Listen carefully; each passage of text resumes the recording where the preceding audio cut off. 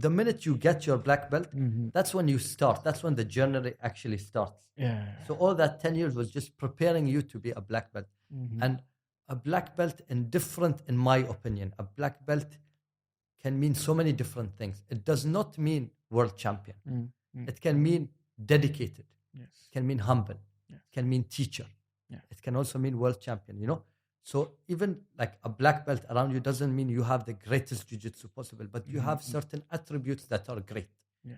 You know, your jiu-jitsu may not be the best in the world, but you have something you can offer other students. You can say you're reliable.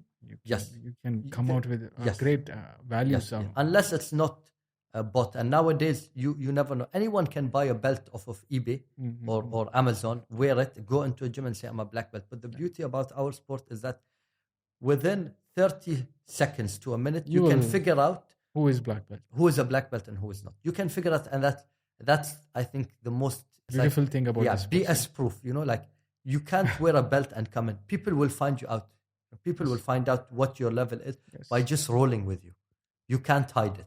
True. Unless you wear the belt and you never roll. You know what I mean? Yeah, it's not so easy to, we have a factor of as a human being, we know what is guilt. You cannot really just say, and next day morning, get up and say, I'm black belt. Yeah. So. Can you just say wake up one day and say, listen, I'm an architect now, give me a responsibility to design buildings. No way. Or I'm an engineer or